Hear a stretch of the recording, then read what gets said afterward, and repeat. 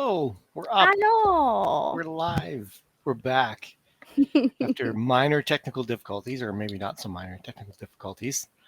LessThan3NPC has returned. So this is a talk show, podcast, showcast, however you want to phrase it. We're three friends. This one and this one and this one all get together and chat about various things that are probably a bit too complicated to talk about while playing video games.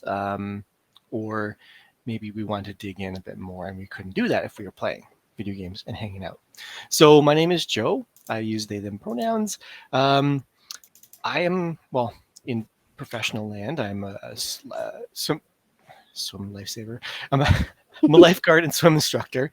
And that's sort of my primary sort of career right now, but I have over about a decade of experience in the social work setting, specifically in the sexual violence sector. Aside from that, I'm a huge gamer, huge nerd, lots of big cyberpunk person. Yeah, that's a little about me. I'll throw to Kara first. Psst, Kara.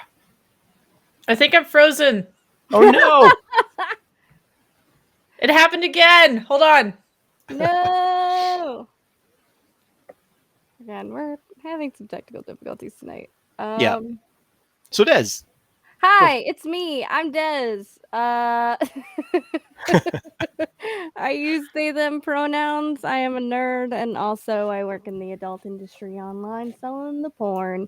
Alex, I don't know why I'm at a lower frame rate than everyone else. Frames per second. I don't know. I don't know why Kara's blacking out. Why is this happening?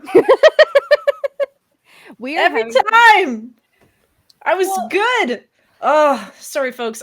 You guys keep talking. I'll just figure this out. Okay, Kara will be figuring this out. Kara will be invisible tonight. Yeah. Just audio version for Kara. I mean, it might have to if this keeps going on. Yeah, it's been a little bit of a struggle bus day for all of us, I think, and it continues. The struggle bus continues to struggle. This is on brand for this day. This is right in line with how this day's gone. Right in line. Yeah. But yeah. Welcome to LessThan3NPC. Struggle Bus Edition. Don't even start.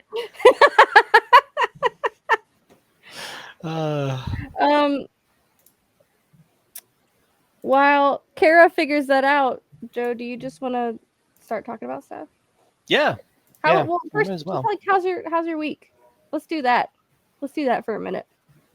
Good. I mean, my sort of like trouble bus stuff coming into this was somebody decided to jump off the 10-meter platform. Kara's back. Kara's back. Killing. Okay. I think we're okay. Back from the void. Back from the void. Hi. We'll see how long this lasts. We'll see. I don't know. That was weird. I don't know. Restream hates my camera. I don't know why. It's guaranteed. I always make sure I have like 20 minutes before stream to make sure this thing works. This is the first time it failed me on stream. Anyway. This is fine. Continue. Everything is fine. Nothing is fucked. Everything is fine. What did I miss? Did you already start? Did you do the whole thing? No, you need to do your intro. My intro? Yeah. Hold on, I have to put this spinach out of my teeth. Quite literally, I told Twitter I wouldn't have any spinach in my teeth, but I did have some. Hello. My name is Kara. And she, her pronouns, and I make video content on the internet, but also for people who pay me money for that stuff. I'm trying to be more professional in my life. I am also a director of photography. Apply the label. That's the role. But yeah. Big DP energy. Big DP energy. Yep. I have so many stories about. I have to talk to you, Des, about my recent experience on a set where people figured that out, and it was quite a thing. Wonderful. Yeah. Anyway, yeah, that's me. Anyway, continue. We were just talking about our week. Just had a Mhm. fine week. I just got done shooting a wedding this weekend. That was fun. That's Oh. fun. Yeah. I got to do like normal vanilla stuff. That was fun. Mm. No, I just had someone ignore me in my last 10 minutes of my shift, run up our dive tower and jump off the 10-meter platform. So dive platforms are 3, 5, 7, and 10 meters. 10 meters and 7 are typically only available to people that have training because it's a long way down. Yeah, no, they picked the last 10 minutes of my shift to ignore a sign, ignore me and another lifeguard screaming at them, to get a cool Instagram shot. So, yeah, they risked a spinal injury. Anyways, it was For annoying. the gram. Yeah. So I'm coming in with like this like annoyed energy. It was a good shift up until that. It was a really good shift up until that. Yeah, but my week has been fine otherwise. Pretty standard. Yeah. Hockey starting, which is nice. Formula One's boring. Meh. I'm back on Destiny though, so that's good. Anyways, Carrie, your week. You just Did came I off have a hot project where you're DOPing. Yeah. Well, that was the previous week. I don't even know what day it is anymore. But last week was bonkers too. I was on set 3 days last week and for 3 separate projects. I had therapy last week. There's a lot. There's a lot happening. And right now I'm on a deadline for this video library thing that I'm supposed to have done by tomorrow. But I leave tomorrow at 10 a.m. to go places. So wish me luck, folks. So it's a no sleep night tonight. Yeah. Also, I started at the gym last week too, so my whole body hurts. It's great. Well, at least that's good. Yeah, my body hurts, my mind hurts, my heart hurts, my tiny little soul hurts. It's everything. Well, we appreciate you taking the time out. Yeah. Of your busy schedule. I mean, if I didn't, I'd probably go into collapse. So yeah, very good. Therapy day is an important day. Yeah, for sure. Of course it is. Legit. Go talk about your shit. Yeah. I have to skip therapy this week because I'm going to LA tomorrow. Not tomorrow, day after. Yeah. And I'll be there for like 5 days. It's going to be a long ass week. Yeah, so topic tonight. I was about to say, I have no good segue. Honesty and infidelity. Yeah, it's kind of came out of the blue. Des has some stuff that they want to chat about. There's a couple pop culture references too that I'm going to bring up, though there's not much to talk about. Just a little dig that you want to get in. But I think we'll talk about it, and then I think we'll try and, as we always do, try and bring some personal reflection into this stuff and try and dig in a bit deeper because we have the time, and that's what this show is for. We want to dig in a little bit deeper to some of these concepts and kind of talk about why they occupy our mind, why they're a thing. And Kara's doing some awesome sort of miming to lead us into this. Yeah, I'm digging. Yeah. Digging into the topics. Yeah. So as we always do we want to start maybe with like a couple of definition discussions, like how we would define these concepts, and then kind of I propose we start with honesty. Because I don't know, honesty seems like a good place to start.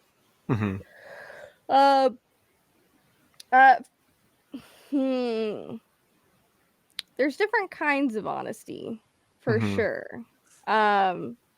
There's like, well, in sort of ways, there's like different levels of like lying and infidelity. There's white lies. There's like, honesty is just like putting out whatever you think, whatever your feelings are, I don't know. When asked, I don't know that when asked is even an appropriate add-on. I think it's just not curtailing that. Yeah. You know? It's not.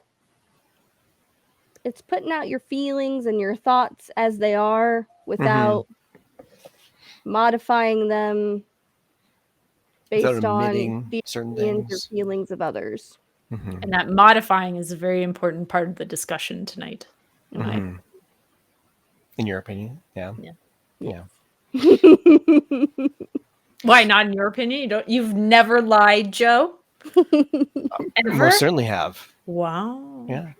Everyone has. Everyone does. Yes. Everyone. Yes. And that's why I think honesty can have sometimes this like shine, this veneer. That honesty is a good thing. We can't question it and all kind of stuff. And honesty, true, consistent honesty isn't always a good thing. But it's contextual. It's highly contextual. But I think just to add on to what Des was saying, I think there's a bit of like truth speaking when we're honest.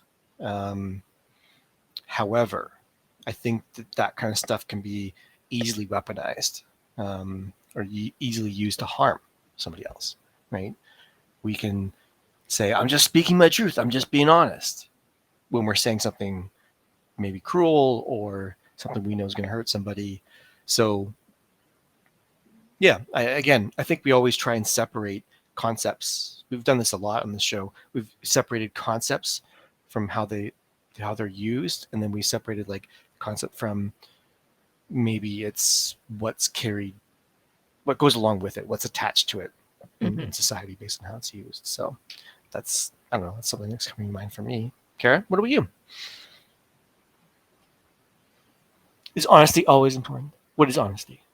I don't think honesty is always important. I think it's important to define what honesty means to you, though, as a person.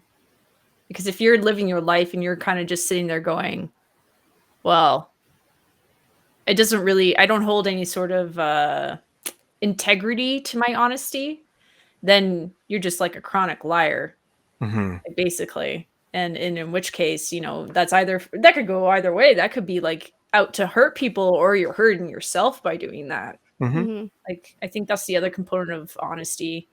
But I think there's another component of honesty that is attached to ignorance as well. And I don't mean ignorance in a negative way. It's just like, how can you be honest about something when you don't know? Right. So there's always kind of those weird situations where moments in life, someone might ask your opinion on something and you just legitimately don't know.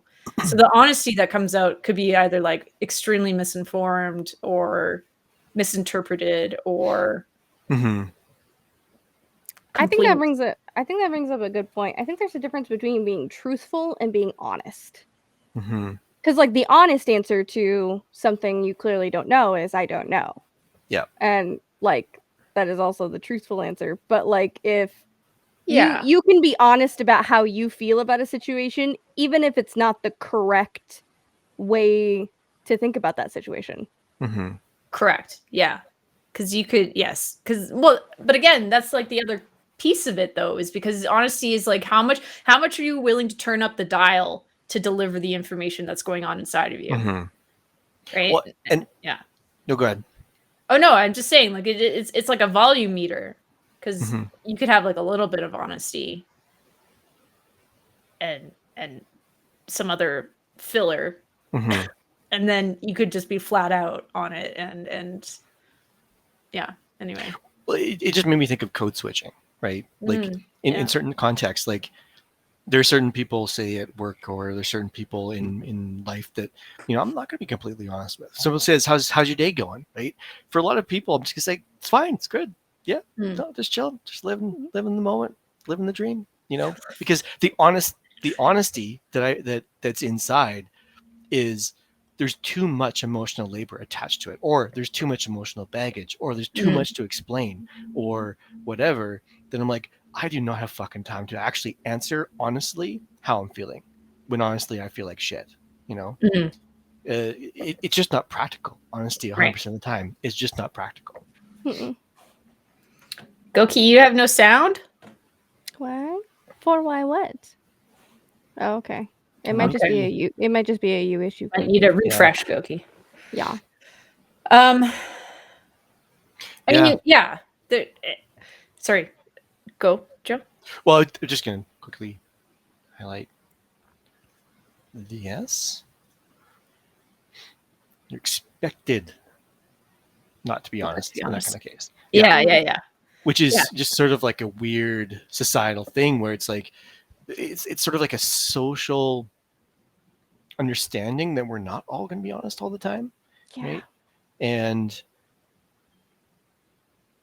there's just not time, and there's maybe there's not trust built with that person. And that's not saying that that person is a bad person or whatever, but it's just like, I don't know this person, right? And I'm going to have to explain way too fucking many things to make what I'm feeling now in this moment make sense to this person. So fuck it, I'm fine, you know. I have to admit though, I don't, maybe it's just because of my default is a little bit skeptical, I guess. But most of my life, I know. I don't really hold a lot of value on that kind of, like, I would say, like, small talk level of honesty. Like, I don't wake up in the morning and then have someone like if I ran into someone and was just like, "Hey, how's it going?" And they're just like, "Oh, fine." Like, I don't drill them for that. You know what I mean? Like, I don't sit there and go like, "I don't think you're being very honest with me right now." That doesn't sound like an I honest demand answer. a better response system than that. I think really when honesty really kicks in is when it's like vulnerability comes up. So any sort of conversation where there's some sort of vulnerability aspect to it, or if I start getting like weird bullshit red flags coming off of someone, then I probably tune in a little bit more into like what they're saying and how they're saying things. I'm curious about the red flags. Can you expand a bit? What red flags do you know, like, stand out to you when that? I think, well, for sure. Like if I'm meeting new people and they either like contradict themselves or they make like really reductive statements on things or whatever that might be, those are kind of like red signals for me, because it's saying like, oh, okay, either you're in a situation where you don't feel comfortable like talking honestly about something, which is fine. I'm not going to judge anyone on that as social anxiety person here. Like I get that. But the red flags come in when it like continues to be a thing as like maybe the relationship develops and like you run into that person more often, especially around like social topics or like activist topics or whatever. You're just like, oh, I think I smell a racist, like like, or it's like, I smell a real strong libertarian coming this way. Yeah. Like those are red flags. That's what it is. No, I feel that too. It's something I use quite a bit, like feeling out who people are, you know, and that there's little moments of honesty and you drop. I think I've developed skills around like dropping little like feeler topics, right? And you see how people respond to it, and like based on how the response goes, you're like, whoop, we're not going any more in that direction.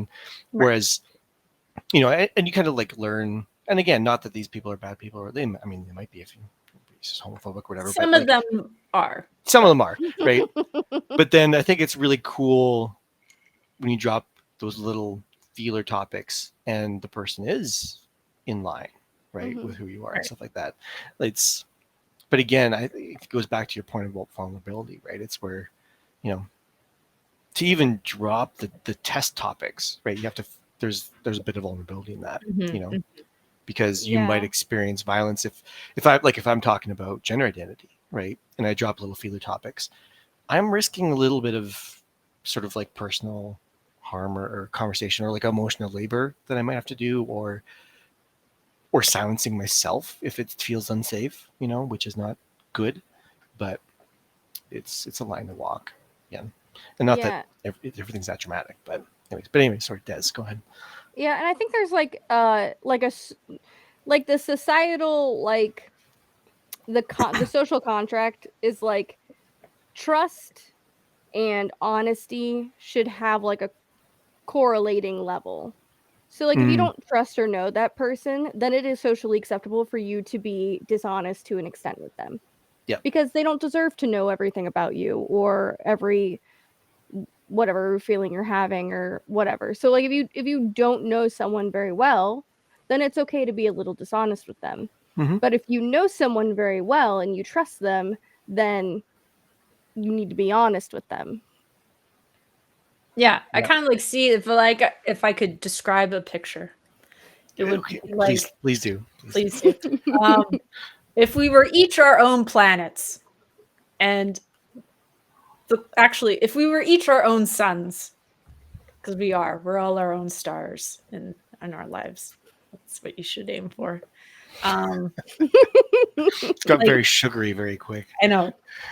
Like people who are Pluto, I don't care about the honesty level of them very much at all. And as you get closer into the solar system, closer to the star, I think this is it, Des, like the proximity you are to the sun, the more I care about honesty from the people who are getting that close. Now, here's the thing though.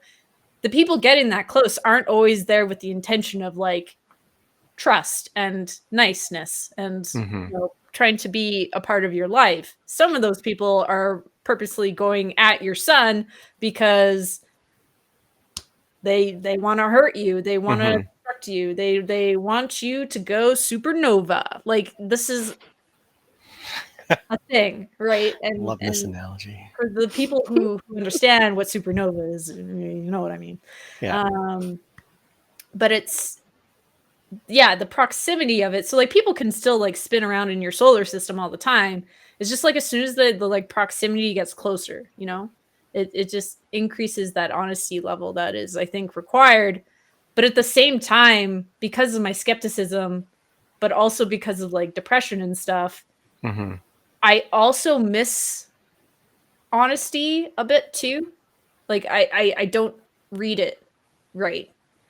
So sometimes I misinterpret it or I push it off as something else.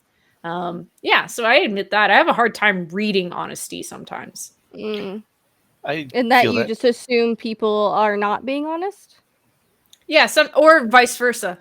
You know, someone might say something really jokingly and then I like take it as word value. And then on the flip side, someone could say it really seriously, but I interpreted it as joking.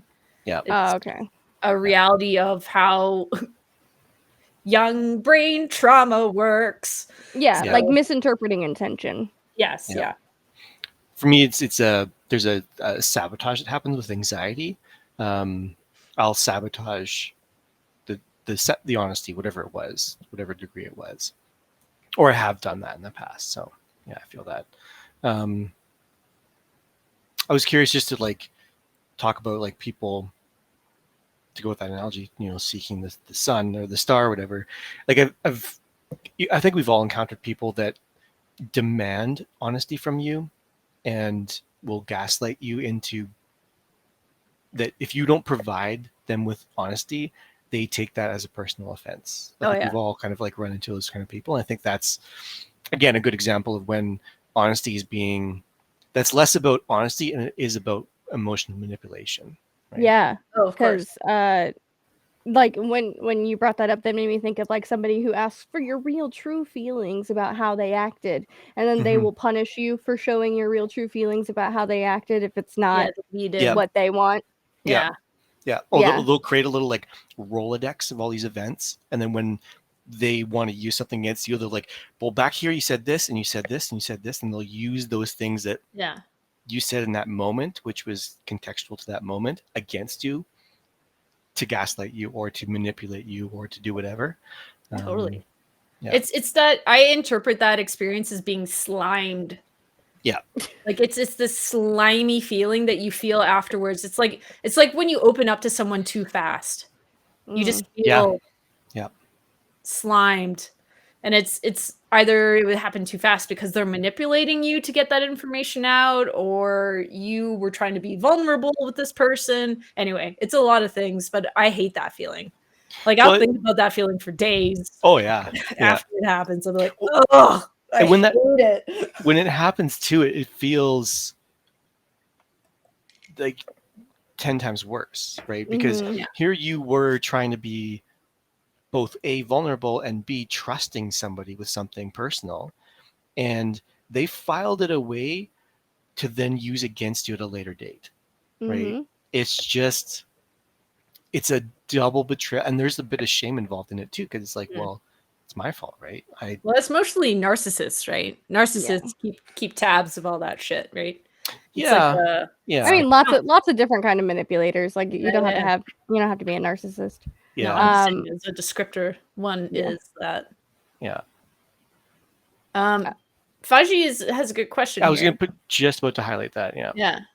Is keeping silent in case of a disagreement with someone still honesty? Well, here's my first thing that I would say to that. Are you safe?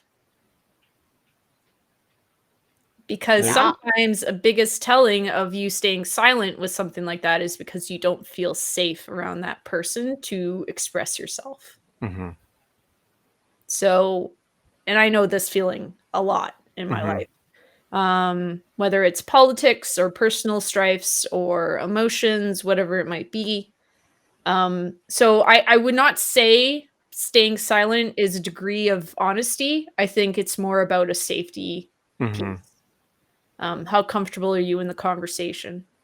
Because you can be honest with yourself. The honesty with yourself in that moment is like, I don't feel very safe to talk to this person, so I'm not going to say anything. Yep. And I think there are lots of reasons to be silent in case of a disagreement. Like, even in workplace scenarios, it's like if there's a disagreement that's going on and someone says something in a big group that maybe you might need to take that person aside to be silent in the moment, to be honest about your feelings later in a way not to embarrass anybody. Totally. And even in social situations, similar stuff, to not be honest the second you have or like feel the feeling, to give yourself like a second to process the feeling and then speak your words, because we're not perfect in any way, shape, or form. Half the time we don't know what we feel, and even when we do know what we feel, we don't know how to word how we feel correctly in like a way that is productive or helpful. So being honest directly in the moment about how you are feeling, like, might be honest to how you are feeling in that moment, but might not be honest to how you're feeling long term about whatever that situation is. It's not, for sure, it's not honesty, like being silent for something that you have real feelings about, especially if somebody asks you directly if you have feelings about it and you're just like non-committal, or you brush it off, or you're silent about it. That to me is not honesty, but it isn't always appropriate to be honest in every moment. Yep. Because also, there's different kinds of honesty. There's brutal honesty, which I fucking hate. You know what? Fuck your brutal honesty. I want your kind honesty. I want your helpful honesty. I want your compassionate honesty. There are ways in which you can word how you feel or what you're thinking in a way that is productive, kind, and helpful. Yep.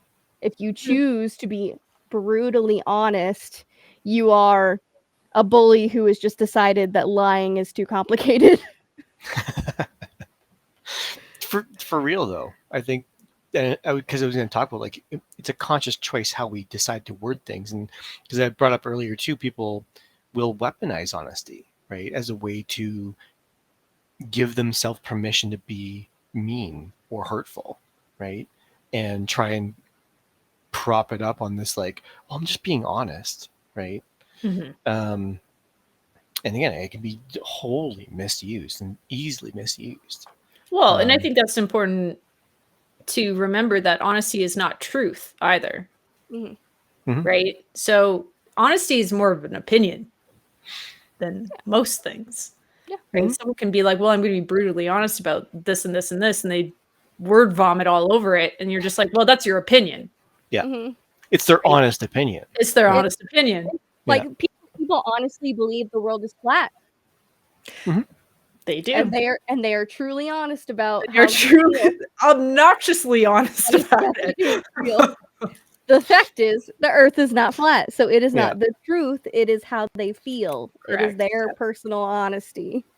Mm-hmm. Mm-hmm. Okay, so let's think of some situational things then that we would apply some scenarios of honesty. So let's start professionally, because that's always a challenge to approach something.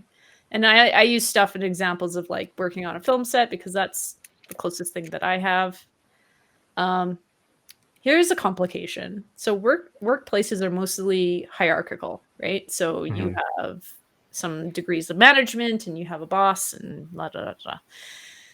And honesty is very, what is the word I'm looking for?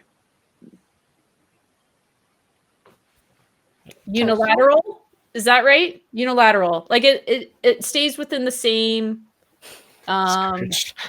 discouraged.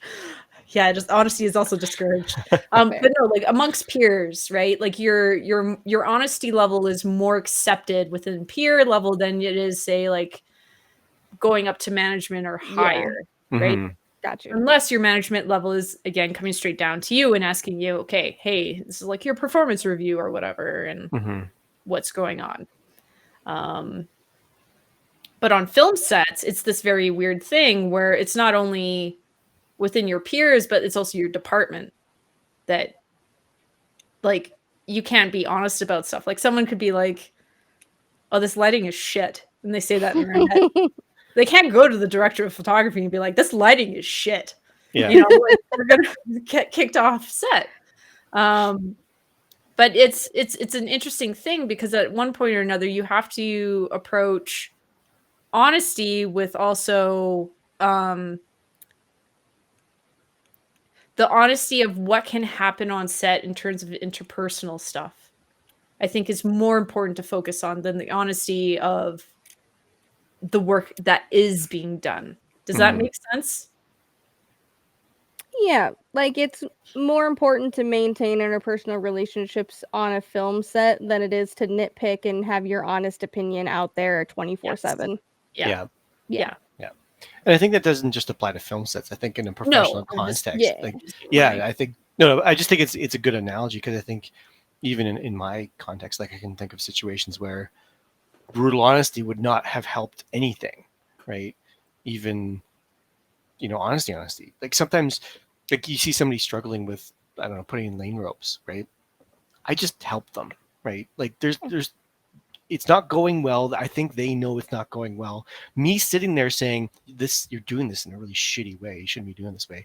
Isn't going to be helpful because we got to get the lane ropes in, and two, it's not constructive, right? So you just help, and you try and show them how to do it properly, but sometimes some things doesn't really need to be said because the person who's maybe messing up probably knows it. So brutal honesty is just mean, Yeah. There is also sort of a like corporate level of honesty. There's like a sort of corporate fundamental there's like a way that corporations and big HR departments or whatever when they teach you leadership skills in like office environments or big corps, it's like the compliment sandwich. You say a nice thing before you say the criticizing thing and then end with a nice thing, so that you are still providing like feedback in a way that is honest, but you're kind of cradling it in between two very nice things so it doesn't feel so terrible to receive that feedback. Yeah. Which honestly I don't hate. I mean, I'm fine to be told when I'm fucking up or doing something wrong, but if the only feedback I ever get is that I'm fucking up, I'm not going to feel encouraged or happy. Yeah. Like positive reinforcement is good. Yeah. Xandra says also family, like not just professional, but yes. We're getting there, Xandra. Hold on. Just give us a second. We're getting there. No, but that tells you in terms of a leadership style, right? Like you hear about these like leaders who are just like, there's no filter, just be brutally honest about everything, get shit done, blah, blah, blah. And I'm just like, yeah, it's also a huge gateway into like abuse. Yeah. Like those are usually people who are just have abusive tendencies in the workplace because they'll say what they have to say and then they use this honesty shield to get away with stuff that would not otherwise be acceptable to say. Yeah.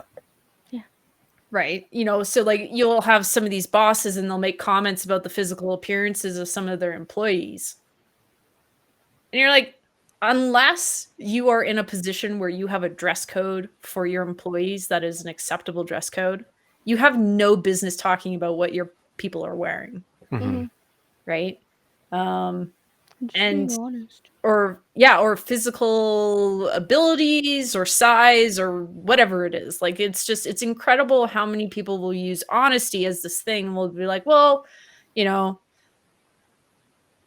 Tom needs to go to the gym more because if he wants to keep up with the big boys in the club, he's got to work out more, right? And someone will be like, well, that's kind of mean, and they'll be like, just telling it like it is. And you're just like, being honest. Just being honest. I don't know why I'm saying it like that. The reality is that people use honesty. I think people misinterpret what the word honest is when they apply it to just being rude. Yeah. Well, I feel like honesty is one of those neutral terms. Yeah. Because we've talked about neutral terms. Like, it's just like, it is a thing, and it can be used for harm or good. Yeah. It is not, honesty is not always the best policy. As it were. But society has tilted it like that, right? It's like how when you say the word consequence, it's usually tilted towards the negative. But consequence is actually a very neutral term. So I feel like the same thing about honesty. Yes. Yeah. Agreed. Just reading some of the comments here. Yeah. Yeah, not always gonna be honest, but a coworker's code's poorly written because it doesn't help anything. Yeah, Alex, you're in therapy because one of those people, one of the brutally honest people. That sucks. That sucks. Overly honest at work. Opportunities. Never let your employer know too far in advance you're planning to move or leave. Oh, okay. So that's a different type of honesty in the workplace. Yeah. You gotta hold your cards close sometimes. Yeah. I mean, there's also a kind of honesty where you're like having feelings, but you're imposing them on someone else, where you're being honest at the detriment of someone else.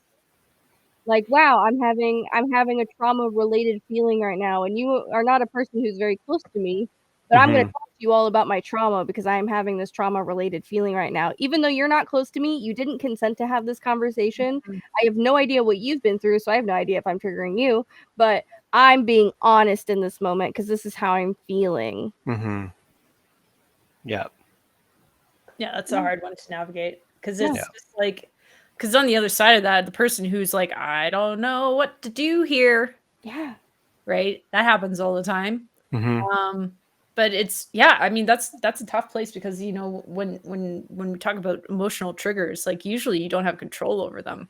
Yeah. Right. Yeah. But it's, some people are able to internalize them, and then some of them are just like completely externalized, and it's just like like short circuit. Yeah. Yeah. Well, I'm just thinking about Hess's comment there about like being honest to your employer. I think I've done that in the past and been fully gaslit by my employer later on, right? Been honest with how I was feeling, and then later on having that stuff parroted back to me. Yeah, like made you feel bad about it. Yeah, to like why I'm not good fit for a promotion, or why, you know, something's not working or whatever. And so I've certainly been there. So I play my cards a lot closer to the chest these days. Yeah, I'm my own boss, so Yeah, I'm not super in that position anymore. My boss is my best friend, so.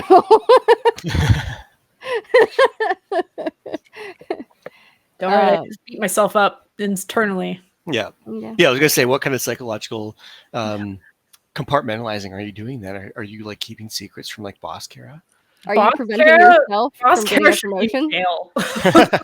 Like honestly, boss Kara would have a few things to count back for. So yeah, but I don't know. It's weird. It's weird when you're your own boss.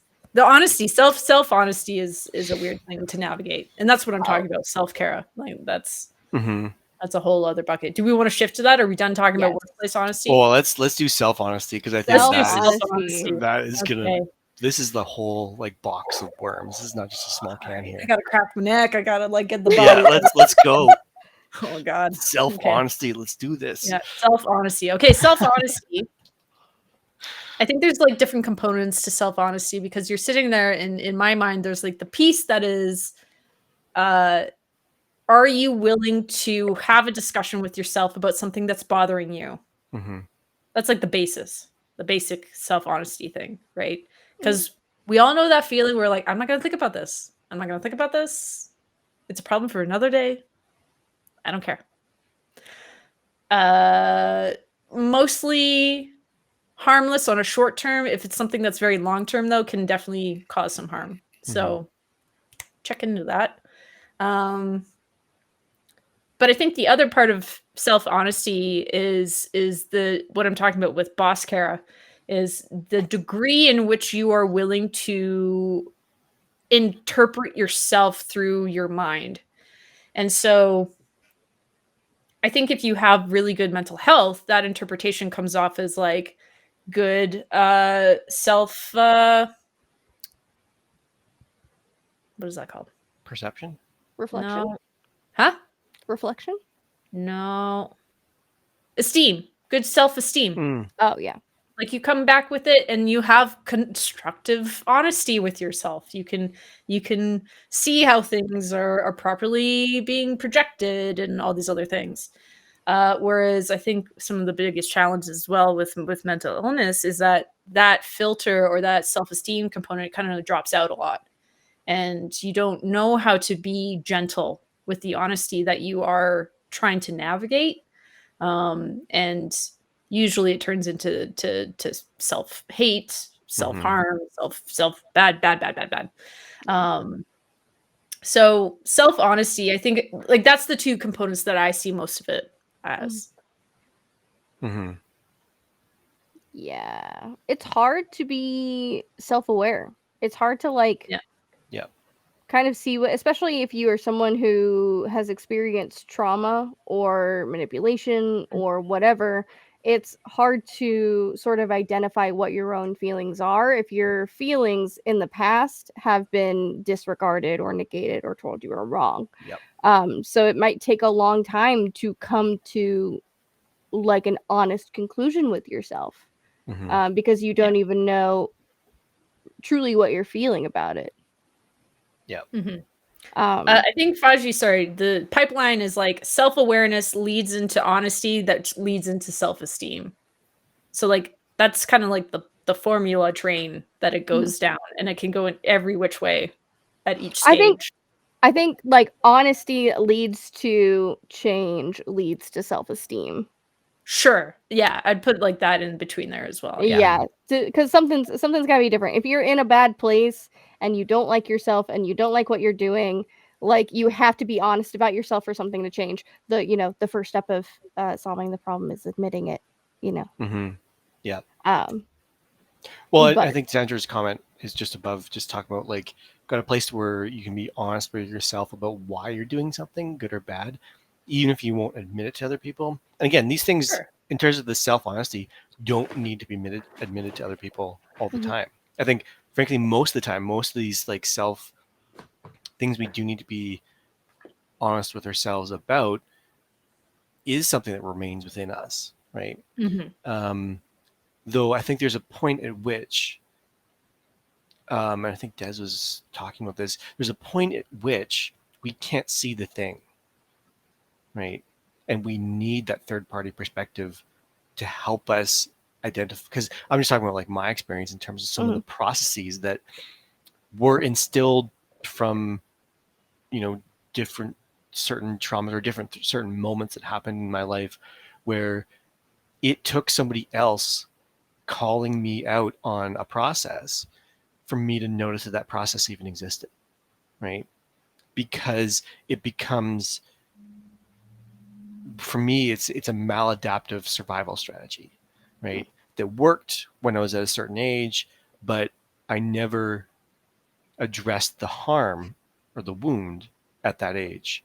And so the wound remained, it scarred over, but it was ever present. And from that, I was doing all these things that were ultimately harming me again. And I couldn't be honest with myself because I didn't know that anything was wrong, right? So that self-honesty is, like you say, Kara, can be a hard thing to pin down if there's mental illness involved, right? Or trauma or whatever. And but I mean, even just that honesty about trauma. Yeah. Was it traumatic? You know what I mean? Like navigating the reality of like the experiences that we all have. And to give yourself permission to say yes. Yeah. Because but that's society, scary, right? no, but society very much gaslights you to saying that it wasn't that bad. Yeah. Right. Or it doesn't qualify as trauma, that other people have it worse. Right. I think some of the self-honesty we can give ourselves is saying it was traumatic. It was that bad. Right. And not comparing it to other people's trauma, not creating this trauma hierarchy, saying it was traumatic for me. I mean, right? or also the opposite. Maybe it wasn't. Maybe like somebody else is trying to tell you that the thing you experienced was traumatic. Wasn't that terrible? That sounds so bad. That was the worst thing I've ever seen in my life. No. Like, no, I'm fine. Truly, it's okay. Like, you know, I'm a strong person, or I built up enough coping mechanisms around this thing that, like, you know, whatever the thing was not that bad. It's fine. Yeah. Like, to like not let other people's impositions on your feelings affect how you self-identify with your feelings and how self-aware you are. There is, like, with self-honesty, there's got to be sort of an exercise of blocking out what other people are saying so that you can listen to yourself, so you can have a conversation with yourself. Be a very loud have a conversation with your therapist. Yes, no, for sure.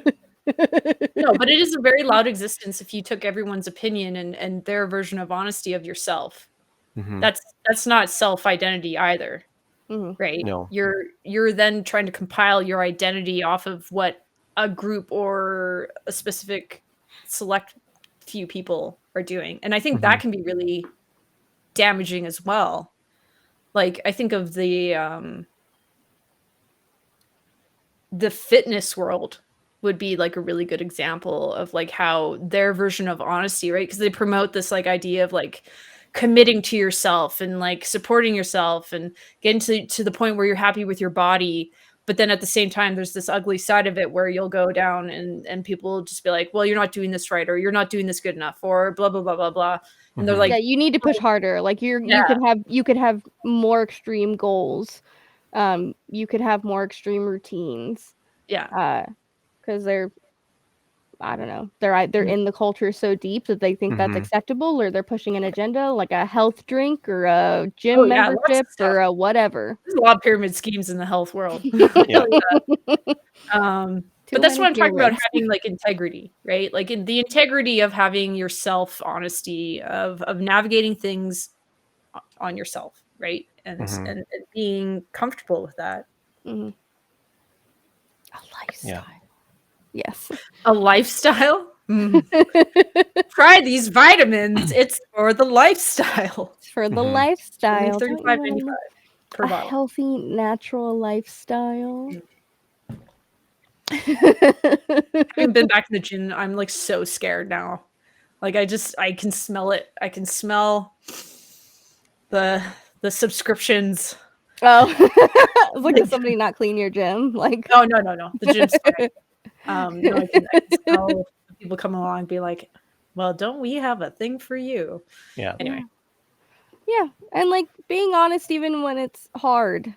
Cuz like Yeah. some self-honesty is pretty easy. Like you kind of just come to the conclusion and you're just like, "Oh, yeah, I guess that's been true for a long time and I just didn't think about it." Like whatever the thing is. And then there's actively trying to lie to yourself. Yeah. You're like, "No, no, no, no, no. I don't have a problem. No, no, no, no, no, no, no." But Well, it's going to highlight Halibut here, talking about the fact that, like, yeah, I think there's lots of times when we don't feel like we're allowed to have a problem or that we're allowed to be hurt or whatever, because of that comparison stuff. It's a very common thing that I think a lot of people end up doing, just because I think society conditions us to do that. That other people have it worse. That's like the immediate sort of like response that people have. It's like, it wasn't that bad. It wasn't that bad compared to other stuff, you know? Well, Joe, if we didn't have problems, then we wouldn't need to spend money. It's true. I'm just about to go into that, right? It's very much a product of our society, particularly capitalism, particularly white supremacy, I think, and patriarchy too. It's all about creating a comparison structure where we solve it by purchasing things, by buying things, right? So it's so ingrained and so encouraged that we go and seek out, solutions that are handed to us, right? So I mean, I would add on to that though, that yes, it's the social, constructs of things that exist in our current time, but this type of honesty is a human thing too. Like, this has been around for eons. Like, the concept of honesty, whether we have words for it or dissected it or not, has been a human thing, I think, for a very long time. Like, you see animals with that as well, right? Like, it's monkeys like hiding enough of their little snacks in the corner, and they're just like, I'm not gonna be honest whether or not I have something for you. Yeah, like communication is a survival tactic. Like, yeah. We don't communicate because like we didn't develop communication and higher brain power because it just happened. Like we needed it to survive with each other. So how we communicate has evolved just as much. Yes. For sure. Okay, we've done self honesty, we've done work honesty. Let's bring in the close home hitter, partners and family honesty. Before we do that, I just want to highlight one other thing. Okay. Just has to bring it up. This is the gaslighting that happens in a capitalist system. Is you're not succeeding because you didn't work hard enough. You can never not work. You can never work hard enough in a capitalist system. They will always blame you for your lack of success, and they'll always use that you didn't work hard enough as an excuse. It's just this endless cycle that is only really about keeping people in certain class levels. It's sort of this mindset of like, if you are a good person, you will be successful, and by that metric, all successful people are good people. Yeah. Which is not true. Not even close. Well, and you look at how people view. Oh, man, this is too much capitalism, but I need to get it out. You look at how people view unskilled labor, right? And our lovely new premier, just said something about like we should make unskilled labor lower than minimum or something like that. Anyway, I don't know how she phrased it, but it was some asinine capitalist bullshit around the fact that like unskilled labor doesn't deserve to be paid well, but unskilled labor is this like moving target that they'll shift to anybody that they don't want to actually pay money to, right? Or to pay a living wage to. But fucking tell me how customer service stuff is unskilled labor, or construction unskilled work labor is not a thing. It's not labor, a thing. Labor is labor. Like if you are doing the job that you need to be doing, you are doing the labor, then you are assumed to be doing it with a certain level of proficiency, or else it would not count as that labor. Yeah. Like, unskilled labor is not a thing.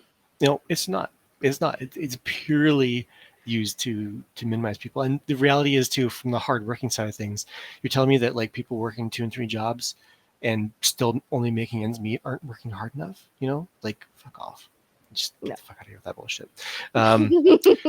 But like on a mental health side of things too, I think the self-care industry is also something that gets weaponized against people, where a company can say like, oh, we really push self-care here, we really think it's really important, but if you come to them and say, hey, I'm having a hard time, it's like, well, you're not self-caring hard enough. I'm sorry, it's just, this is your fault, this is on you. You got to take more bubble baths, go buy some bubble stuff from, here's a gift certificate to Bed Bath & Beyond, and go buy yourself some bath bombs. It's something that can be misused to, again, gaslight and blame people who are experiencing mental health issues, when the reality is that employee environment might be the reason why you're having mental health issues. But yeah, anyways. For sure. We need, okay, here's my next thing that we need for the podcast is we need a little clip of like theme music that just is like Joe's Capitalism Soapbox. Yeah, I think most people are waiting for it. This happen. So. I was worried how I was going to work it into this topic. I'm glad it happened. Xander called it. Xander said it was going to be very organic, and it did sort of evolve into it. So I set you up. It's fine. Yeah, makes sense. I knew I could count on you. But yeah, family and relationship honesty. Some of the hardest honesty to have, honestly, because like in a workplace environment, it's like, again, you only have a certain level of trust with your coworkers. So there's only an expected level, like a certain expected level of honesty when it comes to interacting with them. But with your family and your partners, like the people you choose to have in your life and be the closest to, and I would even like include found family in this as well, that like there is an expected, like that is like the highest level of trust. It's like this group of people usually maintains the highest level of trust in your life.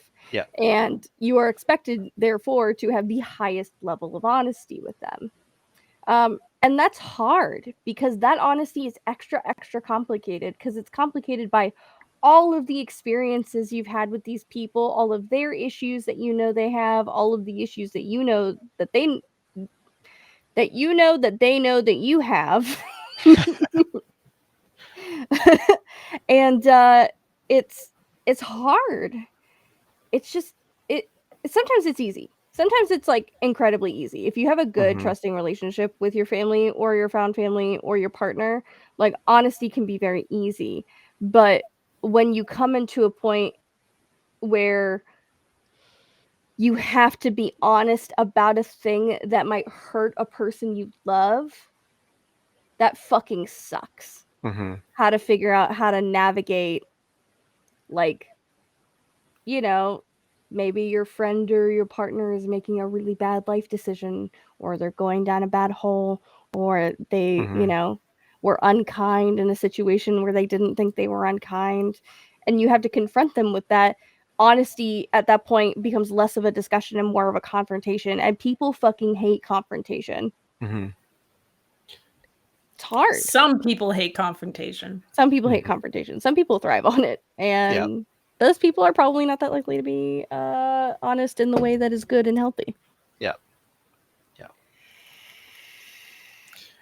And I think the safety conversation has to come back into this too, around the kind of honesty with like bio family or chosen family or the friendship circles, however you want to define it.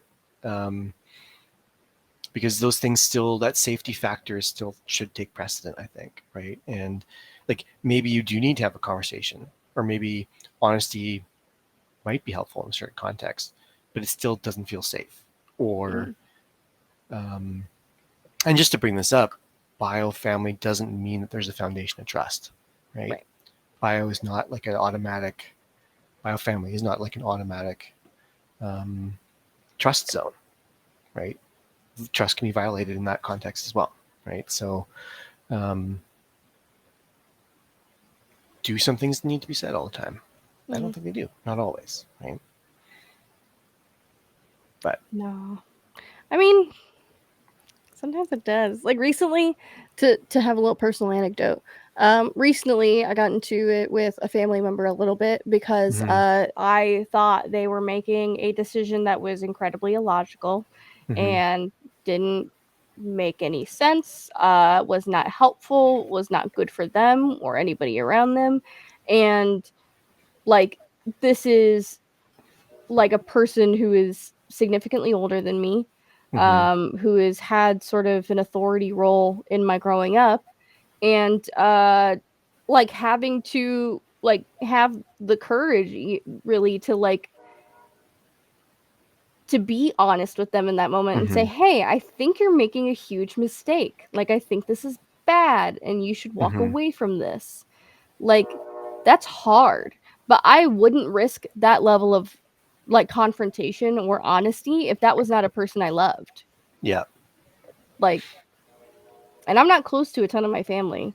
So this is like me taking a risk by telling them that they were making the wrong decision, because if they took that poorly, they might decide to not talk to me anymore. Yeah. But if they continued on in the path that they were taking, then something might happen to them, something dangerous might happen to them. So it's like you had to choose at that point, or I had to choose at that point, between being honest and being supportive. Yeah. And that was really difficult. I mean, I chose in the moment to be honest because I wouldn't feel right if something happened and I hadn't said something. Yeah. But like, sometimes honesty costs you things. Yeah, that's true. If it's not received well. And I think it's important to be okay with that price, right? Or that, not to be okay with that price, but to understand that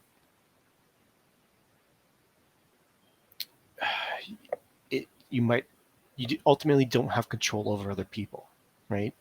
And so if you're honest or not, and something bad happens to this person, that you, again, it's different if you were actively causing the harm, but if you were not actively causing the harm, then it was not in your control, right? And whether you said something or didn't say something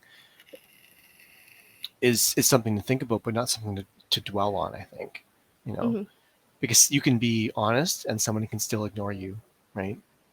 They can ignore you and then cut you out of their life, right? And you did what you could, and then bad thing happens to them, and I think it's normal to react at like, oh, should I have tried harder? It's like, well, no, I mean, ultimately they made a call, right? And it sucks that it played out this way, and whether you said something or didn't say something, I think is, again, something to reflect on, but important not to dwell on as like a causal factor, Yeah, I think I'm over.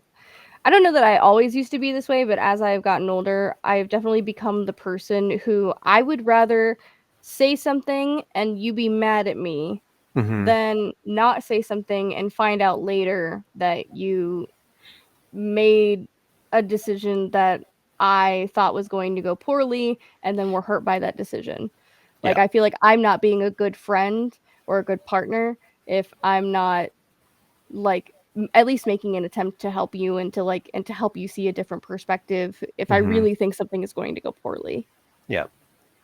See, I think for me on a personal level, I'm at a bit of a processing point, I guess you could say, where it's like there's not enough emotional foundation for me to approach the kind of honesty that I'm honest things I want to be honest about in my sort of circumstances. Again, I don't want to put too many details into this, so I'm trying to make it make sense while not having specifics. So I hope it does. Let me know if it doesn't. But I think it's hard when there's not a foundation to stand on to be honest in a way that's going to be effective. Because some of the things that I want to be honest about are going to come out of the blue with no groundwork laid. You know, there's no, the kind of honesty that I want to engage in requires an emotional foundation that's just not there, right? And so I don't know what to do with the honesty that's the truth or honesty that's inside. Um, yeah.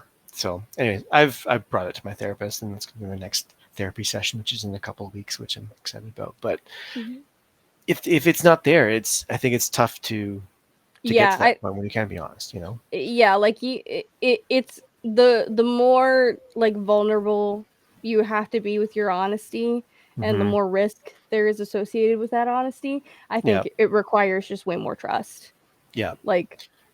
Yeah. Yeah.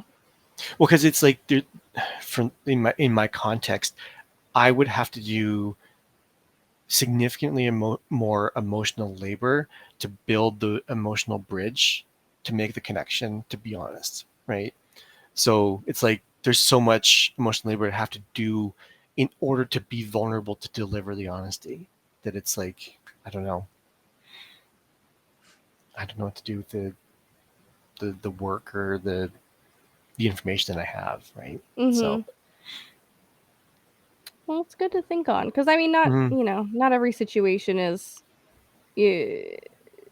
very few times are two situations equal in the amount of risk and complications, and exactly. Yeah. so there's no like golden rule, which is like people who are like, oh, lies of omission are terrible, they're like white lies are terrible. It's like, it's really fucking situational. Yeah, unlike very much is whether or not honesty is appropriate. Yeah. And especially if that honesty, like not like we've talked a lot about like your honesty, like a person's honesty hurting someone else, or like or being honest about how someone's hurt you, but like being honest about mistakes is hard and huge. And it's one of the one of the hardest things to be honest about, because once you make a mistake, like most people realize it and they admit to themselves that they have made a mistake. And to admit to other people that they have made that mistake is reliving the mistake over and over again every time that you have to tell someone new. And nobody wants to do that. Nobody feels good about like, I want to tell you that I've cheated on you. Like, nobody, like, that's a kind of honesty that is kind, but it doesn't feel good. Yeah. I think there's more to unpack with that specific example. I know, but I'm segueing.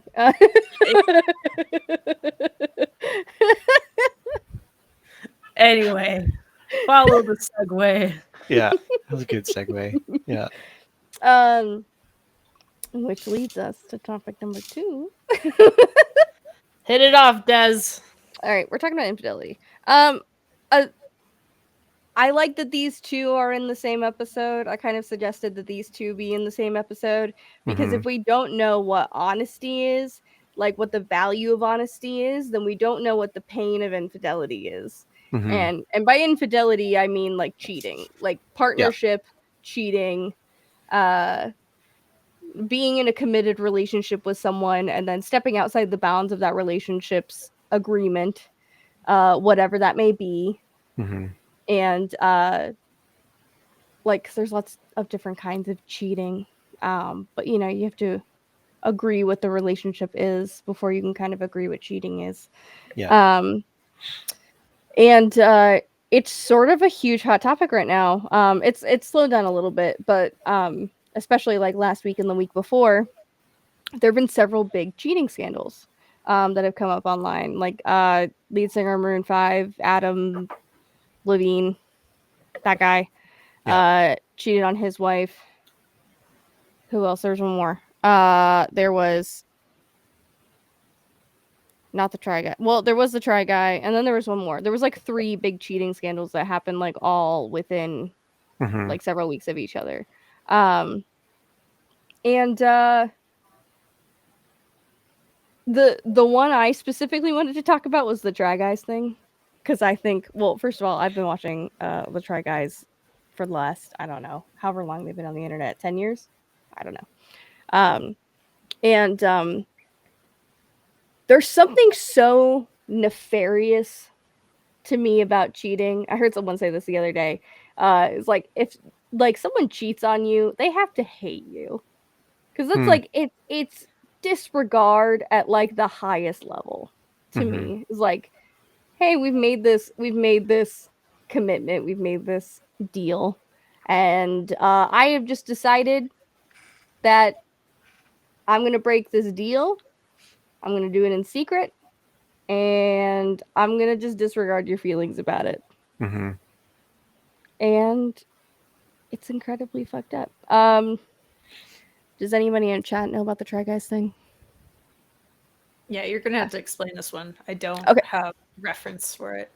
Okay, so I'm gonna try and do this super quick. 4 guys on the internet. They started it like BuzzFeed. They've had this company for like they've been working together for like 8 to 10 years. I can't remember the exact number. But their whole thing on the internet was they were guys that try things, and they each had like sort of a different personality type. Like one of them was tall and goofy. One of them was like short and nerdy. One of them was gay and Asian. And one of them is like the sort of, I don't know, he's like the world's most basic white guy. He like went to Yale and like and loved his wife and had 2 kids. Like his personality was, I love my wife. Guess which one ends up cheating on their wife? So early September, and I mean, they've got like, I don't know, millions of subscribers on YouTube. They have a book out. They went on a tour. They have a TV show together on Food Network. Like, just financially, business, emotionally, all caught up together. And all of their partners, they have a company of 20 people ish, and all of their partners all have like a podcast together within their network, and they're all on the channel as well, to varying degrees. And Ariel, Ned's wife, was on the channel a lot. Ariel and Ned had a book together. The Yale guy, the wife guy, Ned. Ariel and Ned had a book together. They had like they're interviewed for different shows together. They had a baby-centered podcast together. Like, they were like couple goals. Just, we're able to work and have a business together and like share our experiences. And Ned did this whole like this labor simulation thing to like go through the pain of like what Ariel goes through in labor, and it's like, oh, he's such a good husband. Years and years and years and years and years of this. And then the world finds out he's been cheating on his wife for over a year with an employee from their company. Huge fucking scandal erupts. First, the other guys, the 3 other guys, Keith, Zach, and Eugene, find out about the cheating around the beginning of September. And they take 2 weeks to do an internal review with Ned, the employee in question, and the rest of the staff. And after the 2-week review, basically wrote Ned out of the company. 2 weeks after that, the internet starts putting some stuff together. There were like clues. There was like weird bits. Like somebody posted, they think it was the chick who Ned was cheating with. They think it was her fiance that posted like the original screenshots of him getting informed that Ned and this woman were found out in public. And like that started going up on the internet, and then people started noticing that he's being edited out of Try Guys content, that he wasn't in any of the merch throws on the web, on the Instagram and on the website. Like, Ned was all of a sudden absent in a team of 4 where Ned was very present. And the internet sleuthed. It all started to explode. And then finally Try Guys made a statement saying that Ned had been basically removed from the company. and Ned admitted to having a consensual workplace relationship and losing focus on his family. Losing focus. Love that. Yeah, and it came up in like Rolling Stones and NPR. Like it came up in like TMZ. They were followed by like paparazzi. Their Food Network show was moved to a different time slot. It was moved out of prime time to a early morning time slot, because the drama was so huge, and Food Network is like family friendly. Love the irony of that. Yeah, it was a huge thing. And like sort of, I think the fervor around that was Ned being the wife guy. I love my wife, I love my wife, I love my kids. My whole thing is being a dad and a husband. And the amount of risk he went into, he put on himself and his wife and his family and his company for what? Like what encourages, like what moves a person to put themselves at that level of risk and everybody that they care about at that level of risk to cheat? And as far as we know, to this point, like Ned and Ariel had made a statement through TMZ that they were working it out. So it's not even like he broke up with Ariel for the new girl. Like he had just fallen in love, like head over heels, like the chemicals were too strong. He had to leave Ariel. This was a thing that went on for over a year. And nobody broke up with no one. She didn't break up with her fiance. He didn't break up with his wife. So I think that was part of it. It was like this weird internet puzzle of like, why would someone do that? Yeah. What was the point? I think that's like the basis of why most people cheat, because it's for them to choose. It's their choice. They're seeking out, like you said, some sort of aspect of risk or excitement or the thrill of being caught or whatever it is, right? Like this wouldn't be like for me, it's like you look at the stuff and I think, okay, theoretically, if I was in a relationship and someone cheated on me, how angry would I be about it? And I'm like, well, again, it comes down to, well, what was the conditions of our relationship? Right? Yeah. So first off, do we even know the conditions of Ariel and his relationship? I don't think that's ever... I mean, they talk about their relationship a lot. And at no point did they ever mention having an open relationship. And Ariel and Ned have been pretty open with everything else.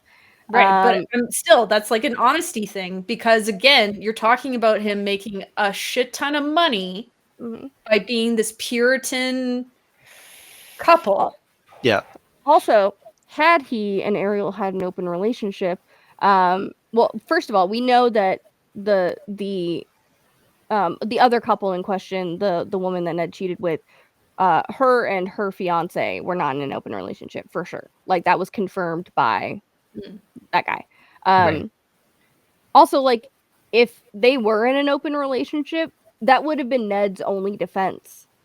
Like, is that it was like known and consensual between all parties, and it very clearly, like if that was true, he could have brought that out as his defense, but he's being made into like a monster on the internet and hasn't spoken about that at all.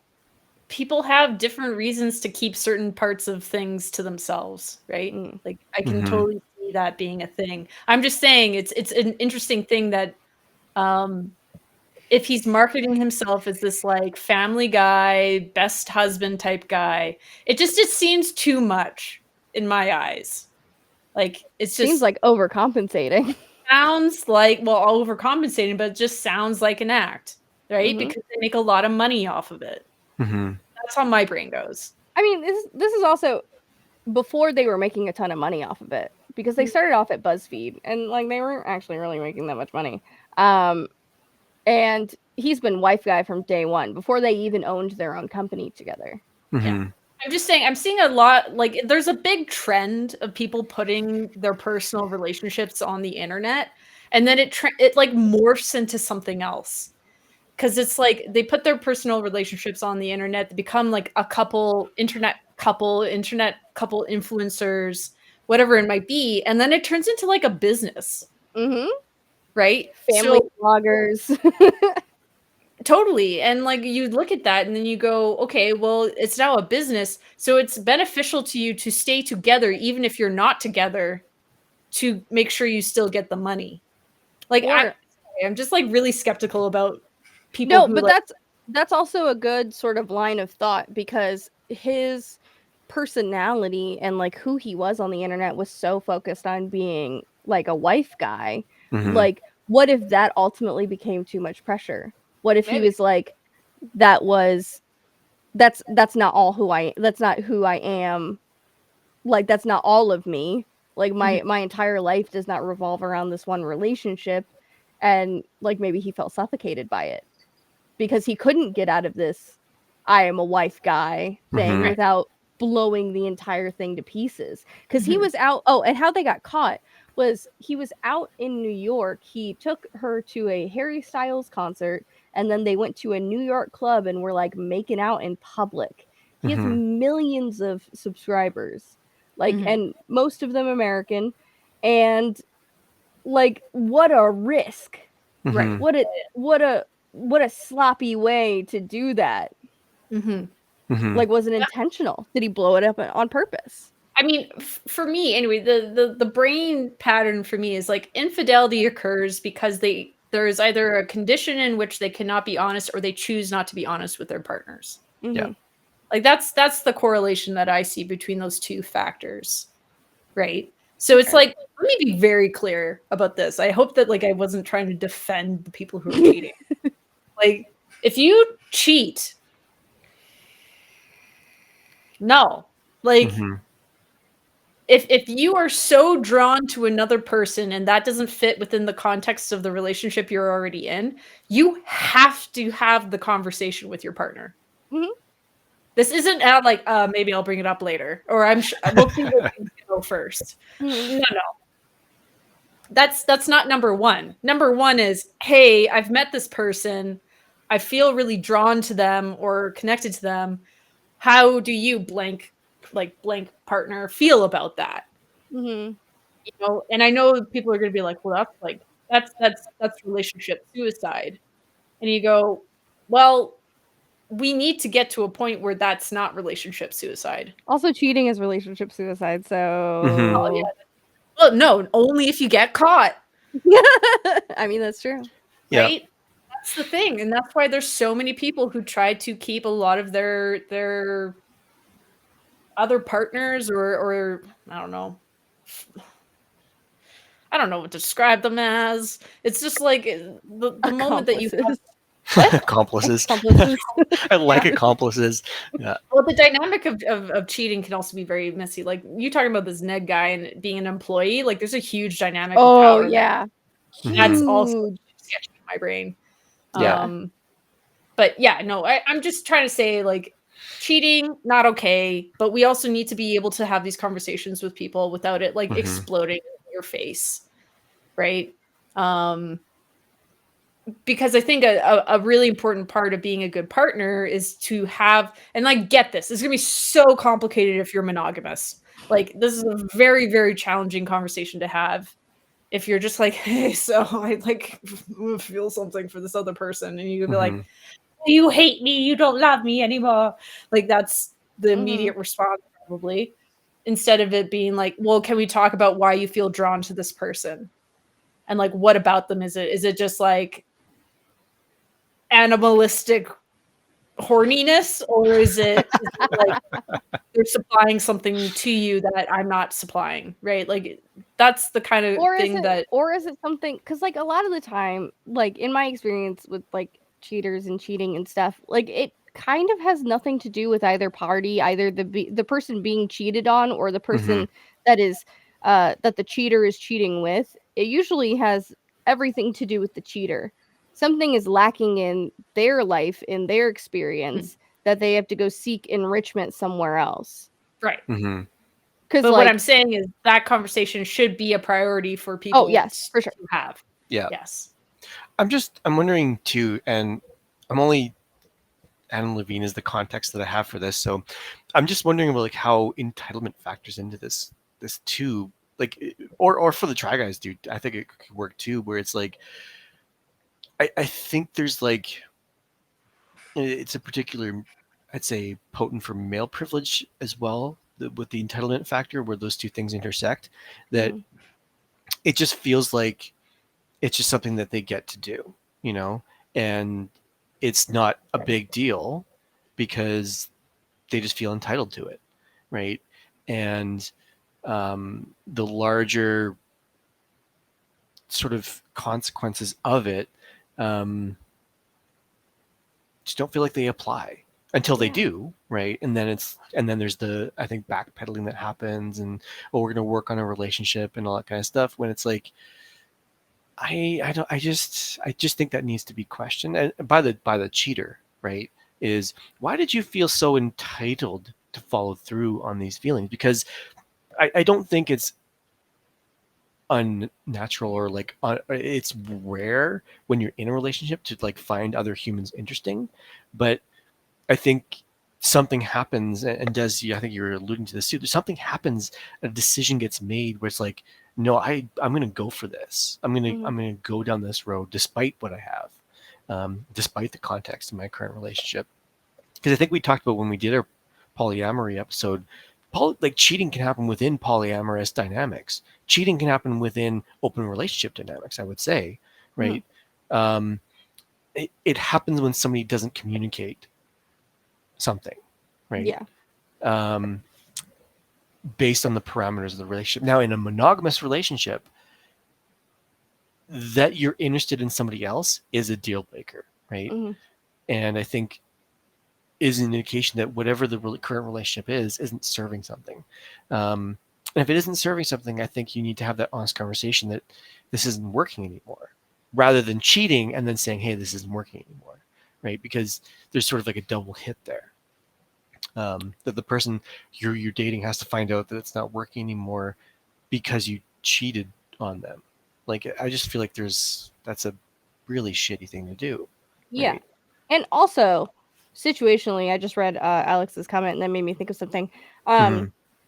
Alex says it's obviously a difficult position to try and argue for over a Twitch chat text, but I can think of a few scenarios where I don't know if I would consider cheating to be morally indefensible. And I think that made me think of there are different kinds of cheating. And some people have a certain view of what cheating is, and some people, even in the same relationship, will have a different view of what cheating is. Yeah. Some people in monogamous relationships think viewing porn is cheating. Yep.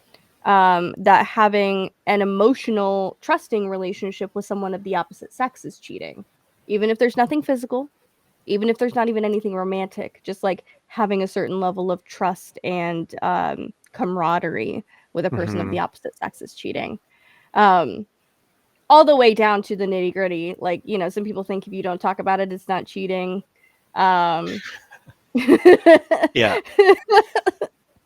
Like, I'm sorry, like that one would just enrage me as a person. Which one? Like, I mean, some people like the don't ask, don't tell. That's like a real relationship style. It's not no, but one. I mean that's but the like, thing though. Like I cannot think of a more harmful, damaging thing for myself. Is that if I was in a relationship and we had the proper discussions to like lay out our relationship, and then I find out from someone else that this person is cheating. Oh yeah. Like I nope. Well, I think communication is the big factor there, and it goes to Alex's point too, where it's like, I actually would agree with that, where the cheating, it's a good point to bring up. The cheating is not necessarily the immoral situation that's happened. It's the lack of communication. And the lying. And the lying, that's sort of the part of it there. The cheating, I think, is a big part of it, but to what Des, like the viewing porn or having a trusted opposite gender friend or something like that, because I think, like, when you look at like heteronormative from the hegemonic, like, classic perspective, like when people enter into the monogamous relationship, that they're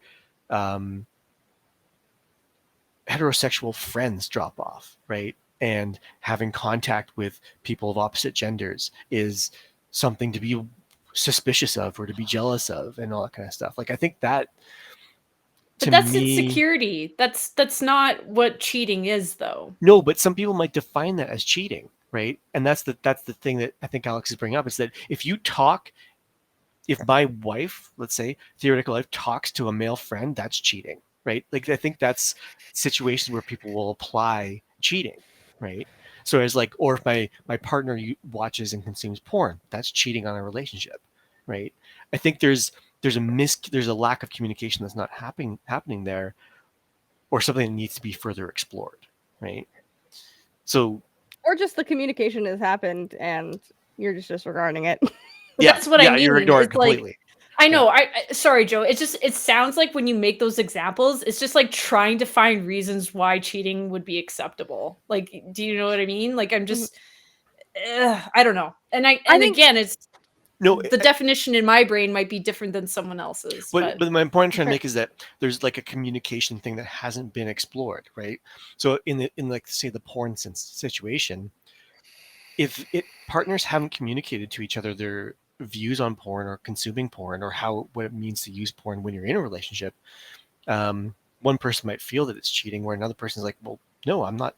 It's just you don't like doing this kind of thing, and I find that kind of thing kind of hot, so I'm just going to watch porn over here, get that need met, or that desire met, and we can continue on with the relationship, right?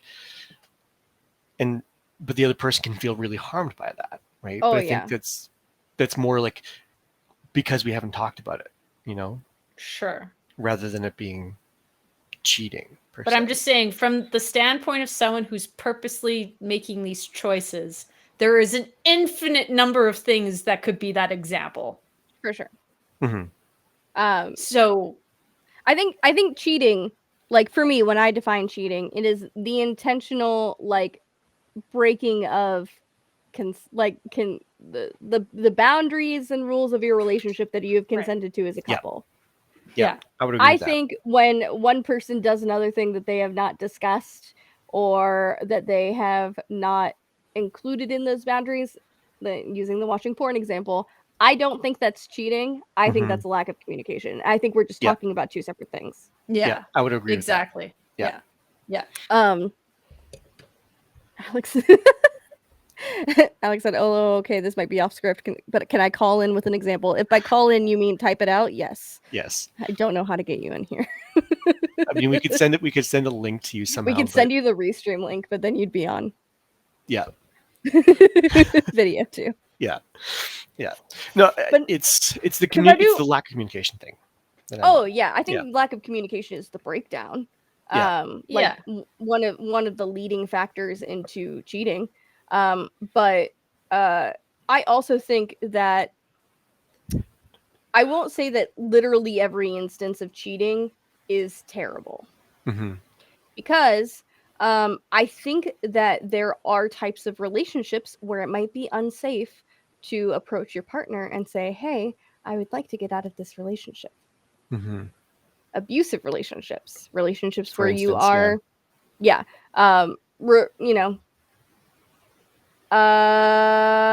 marriages. I don't know. Maybe I'm living in a mentality where maybe there is always, I'm being too simplistic with it, maybe in that mindset, but like, if you're in a relationship that is unhealthy, that should be the priority to get out of. Oh yeah, for sure. Not to prioritize managing another relationship while still coexisting in the damaging relationship.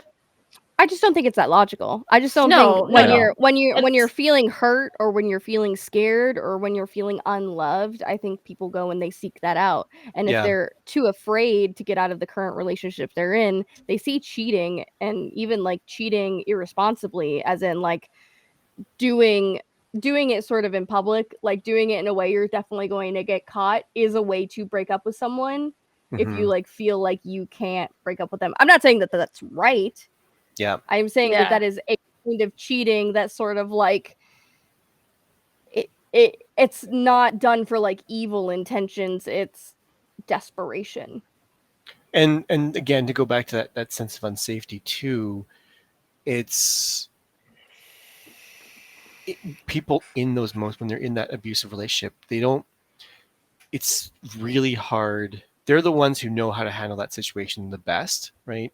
Mhm. And that sense of fear of ending the relationship. We all know that ending a relationship is the highest chance of violence in domestic violence situations. So there could be a pragmatic reasoning happening there for that cheating to occur, right? That like this new person is safe, but I have to have something. I have to know that they're safe before committing to this change. Because if I commit to this change and they're also not safe, well, I'm just fucked twice. yeah, right. Yeah. So it's I don't know. I just I have thoughts. Maybe this isn't the space for it. It's fine. Yeah, we'll leave it be. Or they don't want out of the current relationship. But Zen just bring up some points here too. Like cheating isn't always kept secret. They don't want out of the current relationship. Yeah, but I think some people very much are like trying to turn cheating into poly, or trying to be like, well, if I just can't already get behind that. Oh no! I'm not saying it's a defensible thing. I'm saying that's some people's logic is like, if I just cheat with someone else and I already start another relationship, then I've already proven that having two relationships works. So I can talk to my original partner and I can try to talk them into it, which is a situation I've been in, and is not ethical or no, or kind or good in any way, shape, or form. You don't get to decide that you're polyamorous because you want to cheat and have permission Yeah. to cheat. Polyamory isn't permission to cheat. It's having twice as many conversations, or 3 times as many conversations, or 4 times as many conversations about your relationships. Yeah, remember that diagram? It's like ethical polyamory, and then there's the sliver. That's that part. Yeah, but I don't know. For those who don't know what we're referring to, please go to our YouTube channel and watch the it is on the YouTubes. YouTubes. Sorry, I had to plug the YouTube. I don't know. I just it's I always want to bring it back to like the integral consequence of cheating. Mm-hmm. And usually that is that one person makes a choice for what is supposed to be a combined relationship, right? Yeah. It's the breaking of trust. It's the choice to go beyond the bounds of the agreement. And I don't know. It's just like, it's so interesting because I think if you're that person who's making that choice, I am curious all the time, kind of like, okay, well then what's the mindset for that? Is it intentional to harm your original partner? Is it to not harm them? Is it to... I mean, I can give you some anecdotal stuff, because during my early 20s, I was kind of a serial cheater. And that sucks, but I'm over it. Turns out I just wanted to be poly the entire time, and I didn't know, I didn't have the language to express that. I was also coming out of an abuse situation where I felt incredibly alone. So I needed that sort of external validation, and anytime I got that external validation, I would pursue it, regardless if I was in a relationship or not. So all of it, the entirety of it, had to do with me, and not about hurting any particular partner or but that's ultimately what I ended up doing.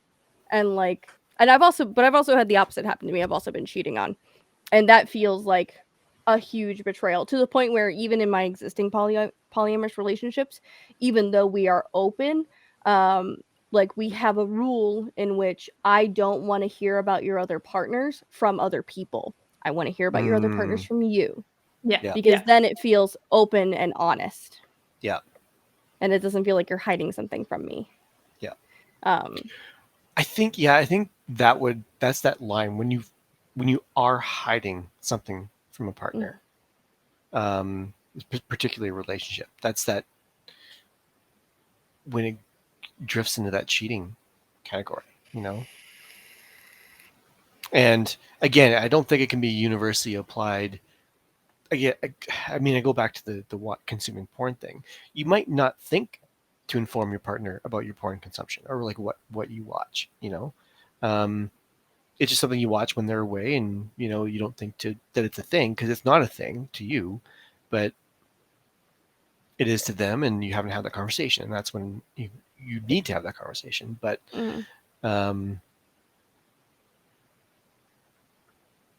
I think when you make that conscious decision to hide something, another relationship, from one or more of your partners, a conscious decision is being made, and only that person knows why they're making it. And as you, offered up some sort of perspective as to why that was happening, but yeah, it's hard to say, really.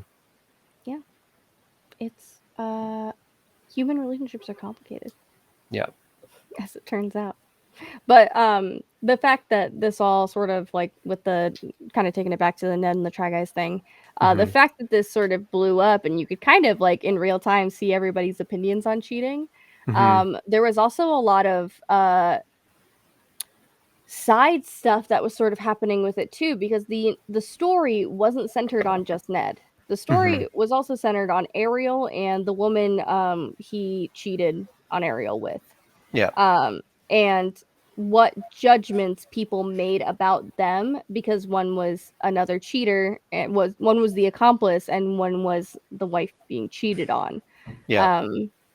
People were really unkind to Ariel online, like saying like if she gets back with him, then she's not a real woman, she's not a mother, she's not strong. Like if she returns to that relationship, if she tries to work on it, then she is just as culpable for all the things that Ned did. Even the accomplice, who I don't want to get any more shit because she was in a complicated situation. So if you don't already know her name, I'm just not saying it. But who started off as a fan, became an employee of the company, and then had this relationship with Ned. I don't think she is 100% scot-free in this situation. I do think that there is a huge power dynamic component that people have sort of been talking about, but have often been dismissing. There was also like the accomplice is also Asian, so there was lots of racist comments and shit that came along with that too, because the internet. And like how cheating just how it doesn't affect just the people in the relationship, it affects everyone around it. Because then like it kind of came to a point where it was like everybody sort of has to pick sides or decide what is morally defensible or what is not morally defensible. Luckily, and this is why I still love the Try Guys, like they dismissed Ned from the company 2 weeks before the entire world heard about it. It wasn't like doing a thing to save face. It wasn't like trying to regain some sort of like brownie points or whatever. It was Ned had done a thing that was against the ethics of their company and what they stood for, and they dismissed him, and they didn't lie about it. They didn't push it under the rug. They've talked about it openly and said this is what happened, and this is not behavior that we will accept or condone or promote. And in a world of fucking corporate bigwigs cheating on their wives and then just getting like there was consequences to it. Yeah, there was consequences, and in a world where usually men of high status are not held to consequences. Yeah. Oh my god, you guys, my cat. Because you got those nails. Did you see that? Well, I just see the desperate paw that comes forward every time you stop petting. It's just like, no, stop petting me. He's 15 pounds and he's trying to like perch on one shoulder like a parrot, and it's just not working. I don't know. Pippin looks pretty comfy right now. I think it's working. He's like pushing against the back of the chair, trying to stabilize himself. No, I don't care if we were reacting to the same thing, but like I think the power dynamic conversation needs to be brought into this whole situation too, because I think, to me, I don't know why, but it would be different if the accomplice in this case was not an employee. Yeah. And was not a fan earlier, right? Well, sure. I don't know that it makes it better, but I'm just thinking about I think it would have been totally better, because then at the very least, he would have only been putting his relationship at risk. He wouldn't have been putting the entire company at risk, because the accomplice could sue feasibly. Actually, I don't know if they could sue at this moment still, because they hired lawyers and PR stuff, and they haven't talked about all the legalities of the situation. But if I were to make a guess, they gave her a good settlement, and had just asked her to not say anything, and then whatever, like gave her some money and let her go. But at least at that point, if he had just cheated with some nobody, then he wouldn't have put their entire company at risk, which would have still sucked. But I mean, and that comes into the question, though. It's just like, this is a high profile scandal, you know, like the reality is, like, this is on news networks and all over the internet and all these other things, but the real situation is that this happens all the time in every network of people everywhere. But the result is still the same. It's the conscious thought to change a dynamic, but it's usually with the hidden aspect of making a choice without having, like, the toxing oh my god the talks the toxing talking not having the level of communication needed to be evolving and growing in relationships. Relationships are not stagnant. Things change. People change. Dynamics change. Right? And if you're going out of bounds with that, with the purposeful intention to get something you need without the conversation, I'm just saying, in my brain, that is a breach of the relationship, and that is cheating. Well, I'm not saying it's not either. I'm just saying, like, I think the power dynamic conversation is part of this too, where he has power over an employee, right? And prior relationship or not, I still think it's also fucked up that he decided to pursue this relationship with the employee. Oh, right? Sure. Yeah. That's a breach of power, right? Yeah. We're specifically talking about the fact that he was making a living off of saying he was this husband, this like this cookie cutter perfect husband. And then it just feels like a double violation of that persona, where it's not just the cheating, it's the cheating with an employee. Again, cheating with somebody you have power over is fucked up. Yeah. I mean, pursuing a relationship with somebody you have power over in that dynamic is fucked up already. But there's just this, I don't know, there's this extra element of entitlement that I think is part of this. So truly, it is the Jaeger bomb of fucking up, because it's like having a relationship with subordinate and also cheating on your wife in the same glass. Yes. Yeah. It's supremely fucked up. You could have fucked up one or the other. Yep. But you did both of them at the same time. At the same time. And I do, like, I mean, I can't, again, like, you know, you only know a person's persona on the internet, like, you don't know them for real life. No. But, like, I, in my opinion, like, think the power dynamic had a lot to do with it. Because I think, like, it's just one of the things to entice the idea of a thing. Because it's like, cheating doesn't start with, like, you know, you looked at each other in the office and then you had sex that day. Like, cheating starts slow. Like, it's the testing of the waters. Are we both going to do this? Like, what does this mean? Like, and it's a slow death. I had so Melissa Broader wrote something called So Sad Today. It's a really good book, especially for people with mental illness. In a cathartic way. I wouldn't recommend it across the board. It could be very triggering for some people, but I was in a very needing catharsis, and it was a very bleak book.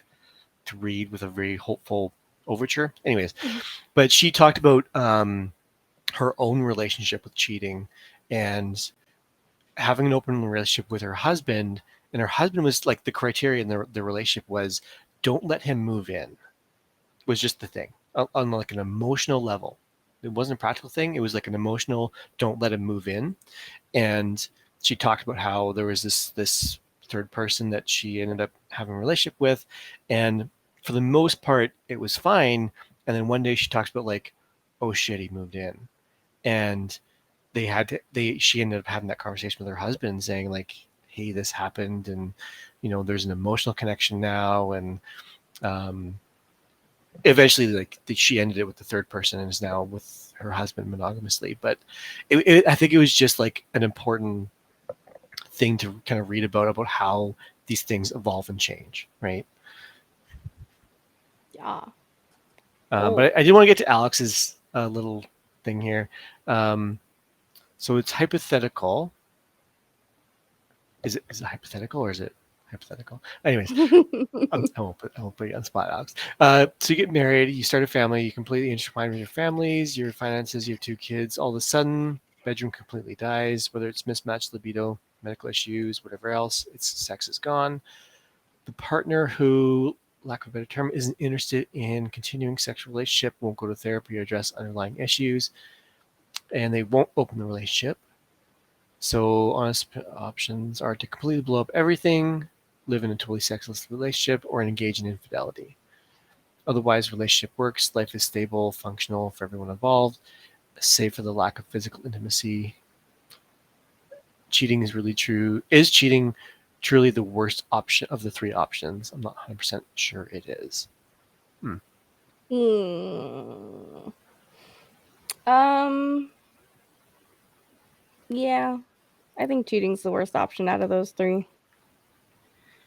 Like, it's like, it's one thing to be in a relationship because you need to be in a relationship because of Mm-hmm. safety or because of, like, whatever, forced marriage or, not being able to financially support yourself and then, like, Mm-hmm. being in that sort of situation. But if, like, you're able to do all those, like, you're able to exist on your own, um but the relationship is not fulfilling you in a certain way and you can't Mm-hmm. openly discuss that with your partner and they won't change or they won't allow you to experience the stuff that they are unwilling to budge about, then that presents to me a fundamental crack in the relationship, like Mm-hmm. the the premise that otherwise the relationship works and life is stable and functional for everyone involved. I would argue that it is not stable and functional for everyone Yeah. involved. And Xandra put that in the chat there. It doesn't sound like it's stable. Yeah. Yeah. Like, Yeah. I feel like there's maybe some blinders in that, like, I feel safe and everything is fine except for this thing that's going to Mm-hmm. require me to break the trust of someone I love. Yeah. Yeah. And, like, And again, I think in this sort of situation here, some of the initial premises were like you got married young, right? And I don't think it's a moral failing that you would evolve over the course of that relationship, yeah. or that the change in the relationship is or should be seen as some negative failing on one or both of the partners, right? I don't think it's good. I don't think it's fun to realize the relationship is just not going to work anymore. Um, but I just think I don't think divorce is a bad word. I don't think having the wisdom to end a relationship, if you can, um, in a not fun way, but in a controlled way where there's not like a risk of safety or anything like that. If you can recognize that, hey, this is just not working with us anymore. It's just not. I know we got these 2 kids, and I know we built this together, and I know we made promises on our wedding day, but things have changed, and it's just not going to work anymore. I don't necessarily think that needs to be seen as a failing on one or both parties' parts. I think there's wisdom in recognizing this is not working. Society, on the other hand, says that if you break those marriage vows, you fail as a person. And to be perfectly honest, women and femme presenting folks tend to bear the burden of that a lot more than men do. The failing aspect of that. So there's a gendered component of this, but it's not a failing to recognize that something's not working anymore, right? And if you're at that crossroads where it's like cheating or living in misery, I think you have to break it off at that point. I don't think that that's a bad option, you know? Yeah. No, and to have courage to do it too. Mm-hmm. Yeah, because it fucking sucks. Like, it sucks to break up with someone because it doesn't, like, it straight up just doesn't work out. Like, there's just, like, there's some personality indifference. Nobody did anything wrong. Yeah. Nobody, you know, and I've been in relationships like that too, where, like, someone who on paper was very, very good for me, but didn't stimulate me in the way that I needed to be stimulated as a person. And I wasn't being allowed to go seek out that stimulation in other ways. Like, it's just... We're See, not. Des, this is because you don't have the B445 form that Xandro. Kara's going to avoid all of this because she's going to have all our forms ready to go. Perfectly on paper. Truly, It'll what work this out. podcast is every episode is a new form that Kara writes out for future partners, and by the end of it, it's going to be like the amount of paper that you sign to like buy a house. Like, it's that level. But I will say, Alex, and I do hear you. Again, it's hard to cover every caveat in this scenario for sure. This is like sort of it seems like this is very like the top level situation of like, this is what's happening without many of the details, and just in the way the situation is presented to us. That is my opinion on it. Yeah, in just a very top level way. Again, and I'm very much a divorce advocate and removing the stigma around it and all that kind of stuff. Not that I'm going to push divorce on people or whatever, but sorry, there's a fly in my room and I don't know where this fly came from because my door's been closed this whole time, so I don't know what's going on. But I do believe that I think that, again, there's wisdom in recognizing that something's not working, but it's not easy to recognize that. And we talked earlier about being honest with ourselves, right? And being honest when it's not a fun conversation, right? And that, I mean, I've had to end a relationship that was like, this is going well, but I don't see this progressing, you know, past a certain point. And it feels shitty because it's not about the person being a bad person or a bad match, or just like, I don't see this progressing. And, you know, it's not about, you don't feel good delivering that news. That's not fun for you to do that. But I think in the long run, it's not. It's not sustainable. No. Yeah. Right. No, for sure not. Alex also said, to be clear, I don't have a secret family. Well, that sounds like what someone with a secret family would Your say. example was very specific, Alex. I feel like there's some Alex Juniors out there then now. Did you see the Des was like direct contact through the internet to Alex in that moment? Holy shit! Those eyes. No, yeah, I'm kidding. Those eyes. I'm kidding. I believe Alex. Friends, I have to wrap this up because for sure. I have shit to do. Yeah, we're at 2 hours anyways. I also Des's lights have not gone off yet, so I think we have 2 minutes to sign off until Des's you know lights what? go off. I remembered, and I turned off my timer so that it wouldn't just go off. I remembered. Excellent. But yeah, I mean, I think that's a good place to cut. I have a friend named Alex M. Wait, it's too obvious. Let's go with A. Mitchell. A. Mitchell. But yeah, thanks everybody for having this conversation with us. You know, sometimes we talk about stuff that is like, you know, kind of hard to talk about, but I think everyone had good opinions and good insights. And it's stuff that people need to talk about more, because I think if people talked about it more, it would happen less. Oh, I feel like we barely scratched the surface. Like, I think there's so much more to talk about communication. Maybe we can talk about this in another episode, but like communication and relationships and stuff like that. Like, yeah. Oh yeah, we'll keep breaking Can't be it next down. one. Next one's gotta be spooky themed. Spoopy themed? You are correct, Kara. You are absolutely correct. So the one after. We'll figure it out. We'll figure out what our next, and we'll announce it. It's gotta be spoopy. But it's gotta be spoopy. It's gotta be spoopy. Which means I'm encouraging all of us, including me, to have some form of costume. Okay. Oh, that's hard because I'm also, whenever we have our stream, our Halloween stream, I'm gonna wear the costume I'm thinking of already. Okay, I have to think of another costume then. I mean, you can get creative. It doesn't have to be super complicated, but I'm just gonna put it out there. Okay. We should do costumes of some sort. I'm even just know saying, that I have my Halloween stream costume designed already. Ooh, so I'm ready. I'll have to think of another one. I'm Okay. Best I can afford these days is a mask, so we'll see what I can pull out. I only need one thing at Dawn's hobby shop for this one. I have no idea. I'm just putting it out there. I'm also putting myself under pressure for no reason, so let's do it. How do you feel? Like, I feel like the one I did last year, I'll never be able to top, like, ever. That was you went pretty full good. face. I feel like I went full face on that. Yeah. I feel like you can do. I feel like you can figure it out. I have some ideas. Anyway, I still have my maybe have to think about two now. Same line of thought, but different outfit. Maybe, I don't know. We'll see. Okay. All right. Thanks everybody for joining us. Yeah. And we'll post in the Discord. Always the Discord. We have a channel for this show. I'll drop a link. Yeah. So if you ever want to continue the conversation, please be civil about it. And we'll see you in there and everywhere else on the internets that we do stuff. Yeah, baby. Sign us off, Joe. It's your stream. Oh yeah, my stream. Channel, yeah, Joe.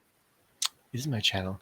I always appreciate folks coming to hang out, to chat, even if you were just sort of lurking and listening to conversation.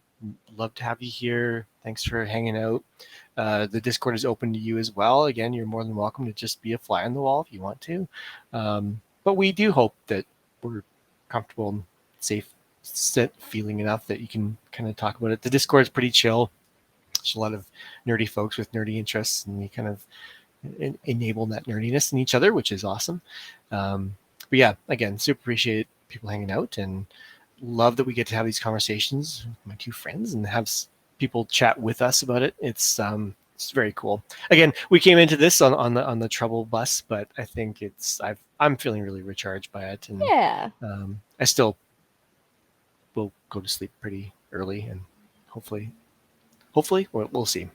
Insomnia has been hitting hard these days, but poor I haven't been hitting my anxiety meds. So yeah.